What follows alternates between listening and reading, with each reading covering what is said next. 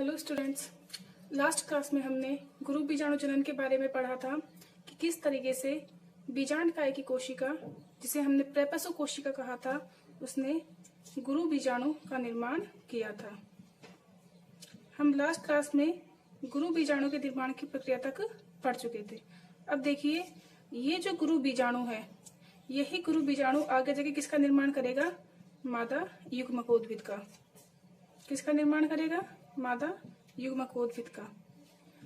और आवर्तबीजी पादपों में इस मादा युग्मकोद्भिद को क्या कहेंगे हम? भ्रूणकोश। तो मादा युग्मकोद्भिद का विकास किसकी सहायता से होता है? गुरु बीजाणु की सहायता से। देखिए, हमने पढ़ा था कि 4 गुरु बीजाणु बनते हैं और 4 गुरु बीजाणु में से 3 गुरु बीजाणु तो नष्ट हो जाते हैं, केवल 1 गुरु बीजाणु क्या रहता है? आपका सक्रिय रहता है। 4 मेगास्पोर में से केवल 1 मेगास्पोर या 1 गुरु बीजाणु क्या रहता है? सक्रिय रहता है। और सामान्यतः सक्रिय गुरु बीजाणु कौन सा होता है? निभाग का जो शिरा है, निभाग वाले भाग की तरफ का जो गुरु बीजाणु वो क्या रहता है? सक्रिय। तो अधिकांश एंजियोस्पर्म पादपों में मादा युग्मकोद्भिद या भ्रूणकोश का जो निर्माण है वो कितने गुरु बीजाणु की सहायता से होता है? एकल गुरु बीजाणु की सहायता से होता है। इस प्रकार के भ्रूणकोश के परिवर्तन को हम बोलते हैं मोनोस्पोरिक प्रकार का परिवर्तन। मोनोस्पोरिक प्रकार का परिवर्तन, जिसे हिंदी में बोलेंगे एक बीजाणुविक। एक बीजाणुविक परिवर्तन, यानी कि एक बीजाणु से या एक गुरु बीजाणु से मादा युग्मकोद्भिद का परिवर्तन हुआ है। चूंकि गुरु बीजाणु की सहायता से मादा युग्मकोद्भिद का निर्माण होता है, इसलिए यह सक्रिय गुरु बीजाणु क्या कहलाएगा? मादा युग्मकोद्भिद की प्रथम कोशिका।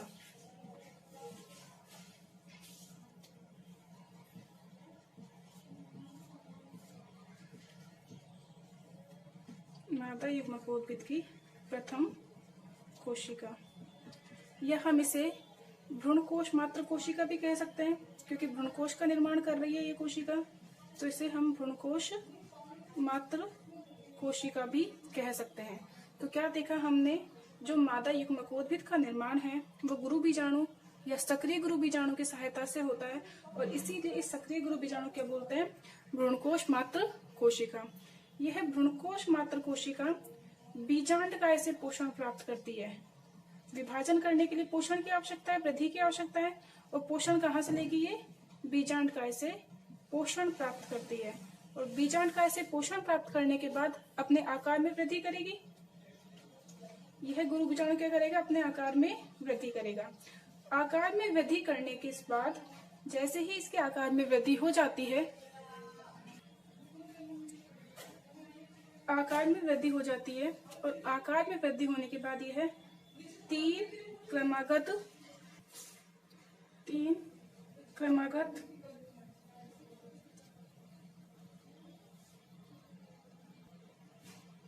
क्रमागत समसूत्री विभाजन द्वारा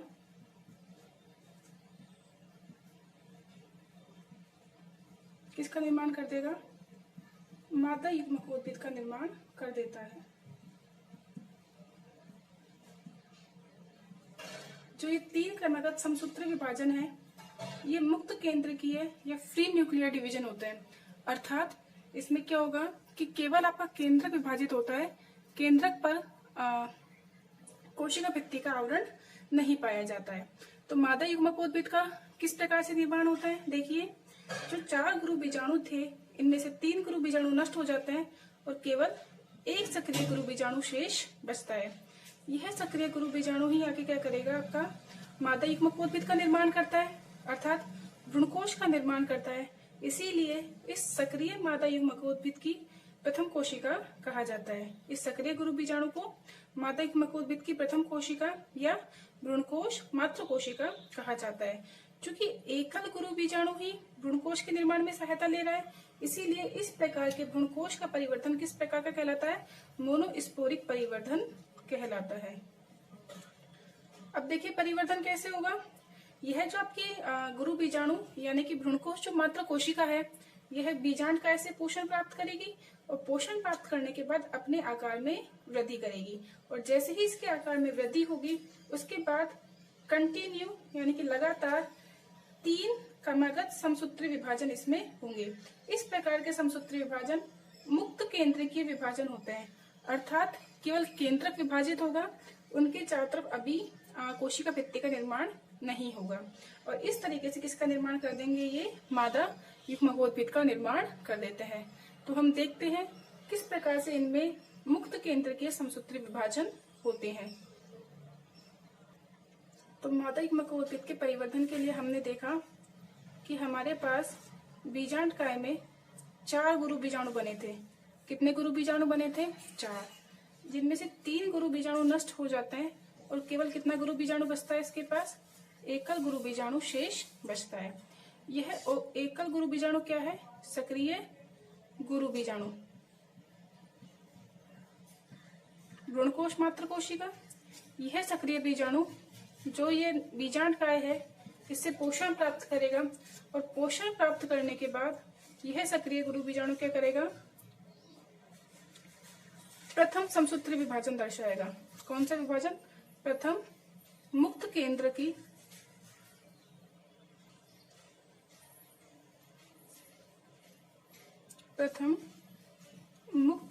की समसूत्री विभाजन दर्शाता है। इस प्रथम मुक्त केंद्र के समसूत्री विभाजन से क्या होगा, एकल कोशिका में कितने केंद्रक बन जाएंगे, एकल केंद्रक विभाजित होकर कितने केंद्रक बना देगा, 2 केंद्रक। एकल केंद्रक से कितने केंद्रक निर्मित हो गए, 2 केंद्रक। अब देखिए क्या होगा आगे, ये जो 2 केंद्रक बने हैं ये अपने अपने ध्रुवों की तरफ व्यवस्थित हो जाएंगे, यानी कि इनका रीअरेंजमेंट यानी कि पुनर्व्यवस्था हो जाएगी और ये जो दोनों केंद्रक है वो अपने अपने ध्रुवों की तरफ व्यवस्थित हो जाएंगे। ये वाला आपका बीजांड द्वारीय वाला क्षेत्र है और ये वाला भाग निभाग वाला क्षेत्र है।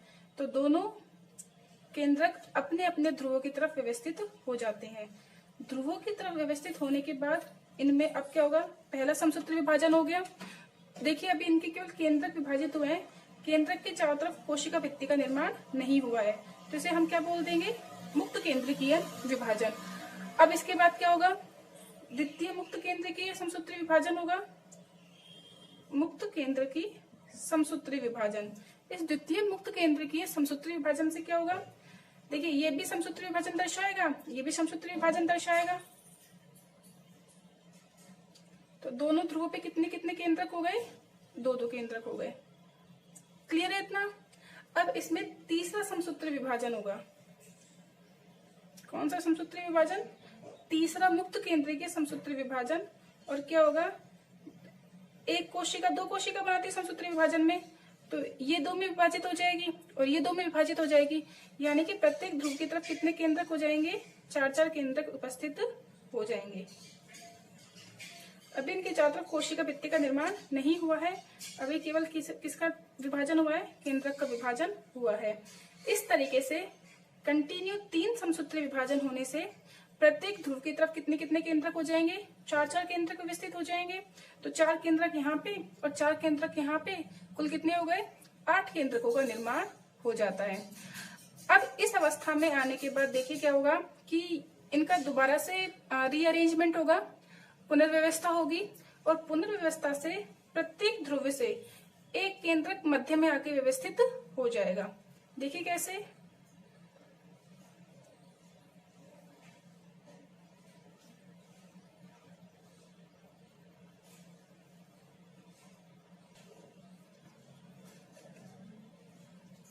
तीन केंद्रक ऊपर, 3 केंद्रक नीचे, यहाँ का एक केंद्रक मध्य में आया और यहाँ का एक केंद्रक मध्य में आया। तो कुछ इस तरीके से व्यवस्था हो गई कि 3 केंद्रक तो ध्रुव की तरफ हो गए, निभाग वाले सिरे की तरफ, 3 केंद्रक बीजांडद्वार वाले क्षेत्र की तरफ हो गए तथा 2 केंद्रक कहाँ हो गए, भ्रूण कोश के मध्य में व्यवस्थित हो गए। अब इस तरीके से जो मध्य में आके जो व्यवस्थित हुए इन्हें हम क्या बोल देंगे, ध्रुवीय केंद्रक। क्या कहलाएंगे ये, ध्रुवीय केंद्रक।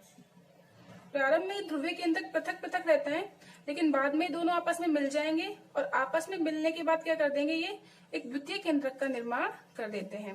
अब देखिए क्या होगा, इनके चारों तरफ अपनी अपनी कोशिका, ये अपना अपना जीव द्रव्य लेंगे और अपनी अपनी कोशिका भित्ति का निर्माण करने लग जाएंगे। क्या करेंगे, ये कोशिका का निर्माण करने लग जाएंगे। इससे क्या होगा देखते हैं। यहाँ पे 3 केंद्रक थे, तीनों केंद्रकों ने अपनी अपनी कोशिका भित्ति बना ली। यहाँ पे 3 केंद्रक थे, तीनों ने अपनी कोशिका भित्ति बना ली।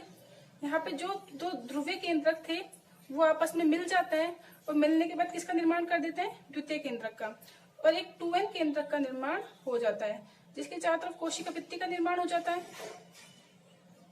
किसका निर्माण हो गया, कोशिका भित्ति का निर्माण हो जाता है।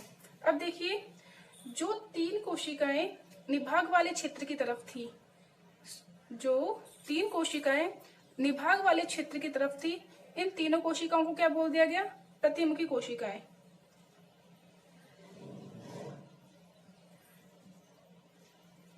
क्या बोला गया इसे, प्रतिमुखी कोशिकाएं। ये प्रतिमुखी कोशिकाएं कहाँ की तरफ है, निभाग वाले क्षेत्र की तरफ। कौन से क्षेत्र की तरफ, निभाग वाले क्षेत्र की तरफ। जबकि संख्या में कितनी है, 3, और तीनों ही कैसी है, ये अगुणित प्रकार की, क्योंकि जो हमारा सक्रिय गुरु बीजाणु है वो खुद कैसा है, अगुणित प्रकार का। क्लियर है इतना। आगे देखते हैं, जो 3 कोशिकाएं बीजाणु द्वार वाले क्षेत्र की तरफ थी उसे हमने क्या कहा था, अंड उपकरण, अंड उपकरण, एग एपरेटस। ठीक है। इसमें जो मध्य वाली कोशिका है यह आकार में बड़ी होती है, जिसे अंड कोशिका कहेंगे, यह भी अगुणित होती है। जबकि इस अंड कोशिका के समीप में जो 2 कोशिकाएं होती है इन्हें हम क्या कहेंगे, सहायक कोशिकाएं या सिनर्जिट। सहायक कोशिकाएं या सिनर्जिट, ये भी n होती है, लेकिन नंबर में कितनी होती है, ये 2। तो यह अंड कोशिका और सहायक कोशिका मिलकर किसका निर्माण कर देंगी, अंड उपकरण का निर्माण कर देती है। यही सहायक कोशिकाएं क्या करती है, पराग नलिका के प्रवेश के लिए तंतुमय उपकरण का निर्माण भी करती है, जिसे हम आगे देखेंगे। तंतुमय उपकरण, जिसे हम बोलते हैं फिलीफॉर्म एपरेटस। यानी कि जो सहायक कोशिका क्या करती है, पराग नलिका के प्रवेश में सहायता प्रदान करती है या पराग नलिका के प्रवेश को मार्ग प्रदान करती है। जो मध्य वाली कोशिका है इसे हम क्या बोल देंगे, केंद्रीय कोशिका। मध्य वाली कोशिका क्या बोला गया, केंद्रीय कोशिका। यह केंद्रीय कोशिका, देखिए ये एक सिंगल एन और ये भी अगुणित, दोनों अगुणित थे, दोनों आपस में मिल जाएंगे तो कैसे हो जाएगा, ये 2n यानी कि द्विगुणित हो जाती है। यह केंद्रीय कोशिका कैसे हो गई, द्विगुणित हो गई। यह केंद्रीय कोशिका भ्रूण कोश की सबसे बड़ी कोशिका होती है। अब देखिए, जब हम इसमें कोशिका और केंद्रकों की संख्या देखते हैं तो कोशिका देखिए 1 2 3 4 5 6 7, तो इसके पास कोशिकाएं कितनी हैं, 7। जो भ्रूणकोश है इसके पास कोशिका कितनी है संख्या में, 7। लेकिन जब हम केंद्रक की बात करते हैं तो 3 और 3 6 और 2 8। केंद्रक कितने हुए इसके पास, न्यूक्लियस कितने हुए, 8।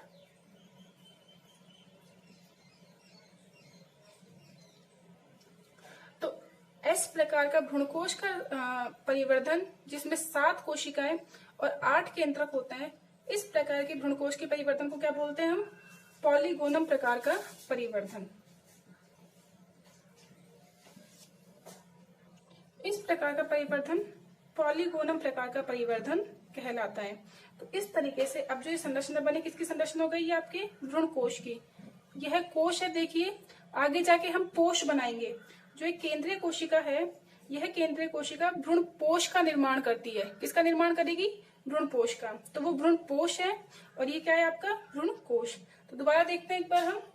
हमारे पास एक सक्रिय गुरु बीजाणु था, इसने प्रथम मुक्त केंद्रकीय विभाजन किया तो 2 केंद्रकों का निर्माण हो गया। इन 2 केंद्रकों में से दोनों अपने अपने ध्रुवों की तरफ व्यवस्थित हो गए। अब इनमें दोबारा समसूत्री विभाजन हुआ तो 1 केंद्रक से 2 केंद्रक बन गए, तो 2 केंद्रक से 4 बन गए। ठीक है। तीसरे समसूत्री विभाजन में 4 से 8 केंद्रकों का निर्माण हो जाता है। अब प्रत्येक ध्रुव से एक एक केंद्रक कहाँ व्यवस्थित हो जाएगा? आपके भ्रूणकोश के मध्य में आके व्यवस्थित हो जाता है।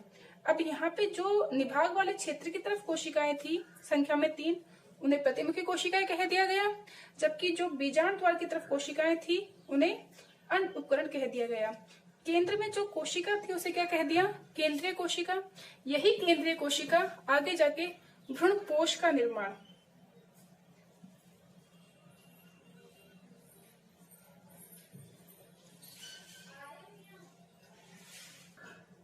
भ्रूणपोष का निर्माण कर देती है। इस तरीके से मादा युग्मकोद्भिद या भ्रूणकोष का निर्माण संपन्न होता है। तो यहाँ पे ध्यान रखने वाली बात क्या है कि 7 कोशिकाएं हैं, 8 केंद्रक है, 7 में से 6 कोशिकाएं अगुणित होती है, जबकि केंद्रीय कोशिका कैसी होती है? आपकी संरचना में द्विगुणित कोशिका होती है। तो यह हमारा मादा युग्मकोद्भिद का परिवर्तन समाप्त हुआ। अब देखिए नर युग्मकोद्भिद का हमने निर्माण कर लिया था, यानी कि परागकण अंकुरित परागकण नर युग्मकोद्भिद का निर्माण हो गया था। मादा युग्मकोद्भिद का हमने निर्माण कर लिया।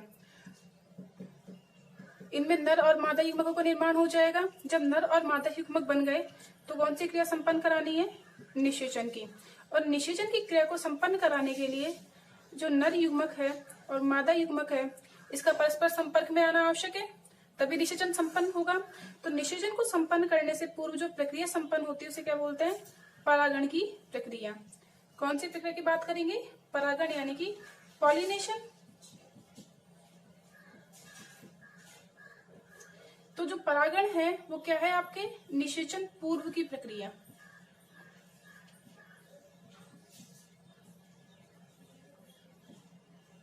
कि निषेचन से पूर्व क्या होगा? परागण की क्रिया संपन्न होगी।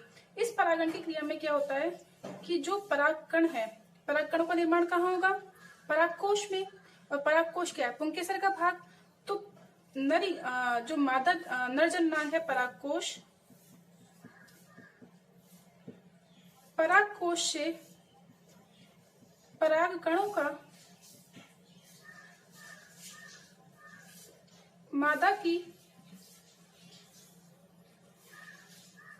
के अंडक की वर्तिकाग्र तक स्थानांतरण या वर्तिकाग्र तक पहुंचना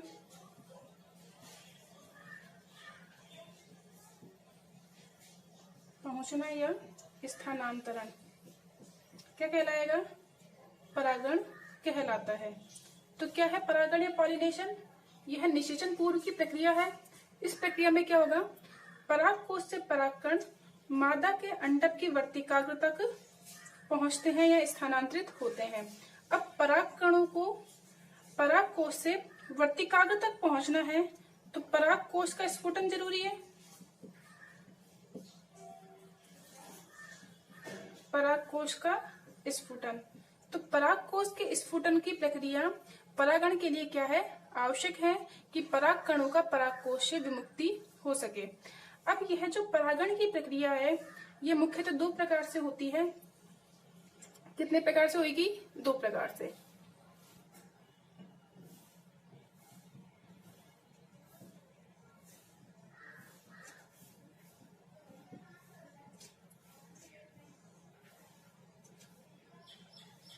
यह परागण की प्रक्रिया कितने प्रकार से होती है? 2 प्रकार से। पहला तो है स्व परागण और दूसरा है पर परागण। हमने क्या कही कि जो परागण की प्रक्रिया में क्या होगा? देखिए ये तो आपका मादा भाग है, मादा जननांग अंडक, इसका ये वाला भाग वर्तिकाग्र और इसके पास क्या स्थित होते हैं? आपके परागकण। ये बाह्य दल, ये बाह्य दल और ये आपके पुष्प का पुष्पवंत वाला भाग। तो जो ये परागकोश है, इस परागकोश से परागकण अपने पुष्प की वर्तिकाग्र पर भी गिर सकते हैं और किसी अन्य पुष्प की वर्तिकाग्र पर भी गिर सकते हैं। अब यदि अपने पुष्प की वर्तिकाग्र पर गिरेंगे तो स्व परागण और किसी अन्य पुष्प की वर्तिकाग्र पर गिरेंगे तो पर परागण। सेल्फ पॉलिनेशन और क्रॉस पॉलिनेशन। स्वयं परागण में क्या होगा, जो परागकण है वो अपने ही पुष्प की वर्तिकाग्र पर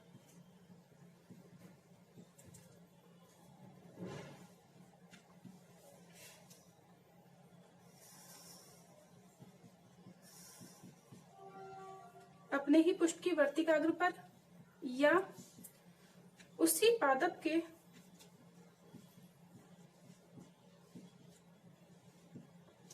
दूसरे पुष्प की वर्तिकाग्र तक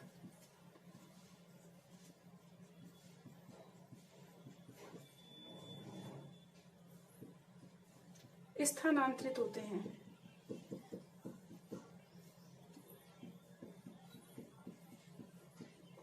तो स्वयं परागण में क्या होगा, जो परागकण है वो उसी पुष्प की वर्तिकाग्र पर या उसी पादप के दूसरे पुष्प की वर्तिकाग्र पर स्थानांतरित होते हैं। जबकि पर परागण में एक पादप के मतलब एक पुष्प के परागकण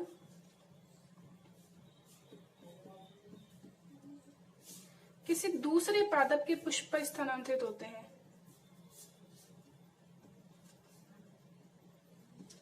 पुष्प की वर्तिकाग्र पर स्थानांतरित होते हैं, लेकिन जो दूसरा पादप है वो उसी जाति का होना चाहिए, यानी कि स्व जाति का होना चाहिए। ऐसा नहीं होगा कि आप दो अलग अलग जाति के पुष्पों के मध्य परागण की क्रिया करवा देंगे तो परागकण निष्क्रिय हो जाएंगे, मृत हो जाएंगे। तो क्या है, जो परागण की क्रिया वो किसमें होगी, एक ही जाति के पादपों के मध्य होती है। देखिए ये कोई प्लांट है,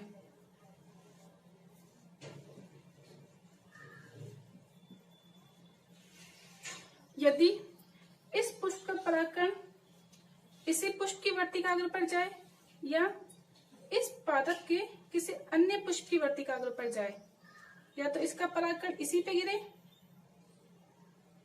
या इसी पादप के किसी अन्य पुष्प पे गिरे, तो क्या हो जाएगा, ये स्वयं परागण। यह स्वयं परागण भी दो प्रकार से होता है। पहला है स्वयुग्मन और दूसरा है सजात पुष्पी परागण।